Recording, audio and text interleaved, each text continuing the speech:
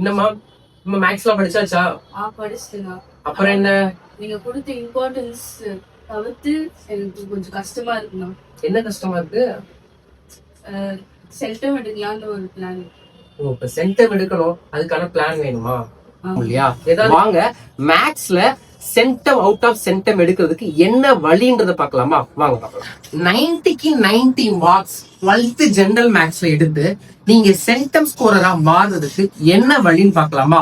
ஒண்ணுமே இல்ல, நான் சொல்ற சாப்டர்ஸ் எல்லாம் 5 மார்க் அப்படின்னு நீங்க எடுத்துக்கிட்டீங்கன்னா 5 மார்க்கு சாப்டர் 1 2 3 5 6 8 9 10 12 இந்த சாப்டர்ல எல்லா சம்மும் போட தேவையில்ல, நாங்க சொல்ற இம்பார்ட்டன்ஸ் மட்டும் நீங்க போட்டாலே போதும்.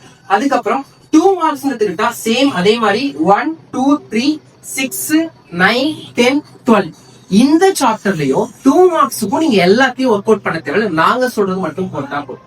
3 மார்க்ஸ் எடுத்துக்கிட்டீங்கன்னா 1 2 3 6 9 10 12 இந்த சாப்டர்லயும் 3 மார்க்ஸா இருக்கட்டும் 2 மார்க்ஸா இருக்கட்டும் 5 மார்க்ஸும் இந்த இருக்கிற எல்லா சாப்டர்ஸ்லயும் எல்லா சம்ஸையும் ஒர்க் அவுட் பண்ணாம நாங்க கொடுக்குற இம்பார்ட்டன்ட் சம்ஸ் மட்டும் கரெக்டா ஒர்க் அவுட் பண்ணி 1 மார்க்ஸையும் நீங்க கிளியரா படிச்சுட்டு போய் இந்த எக்ஸாமுக்கு ட்ரை பண்ணி பாருங்க.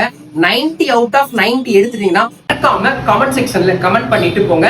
இப்போ இந்த பிடிஎஃப் வேணும்னா பேஜை ஃபாலோ பண்ணிட்டு பிடிஎஃப்னு கமெண்ட் பண்ணி பிடிஎஃப் வாங்கி இம்பார்ட்டன்ஸ் எல்லாத்தையும் கலெக்ட் பண்ணி நீங்களும் சென்டென்ஸ் ஸ்கோரரா மாறிக்கோங்க. தேங்க்யூ.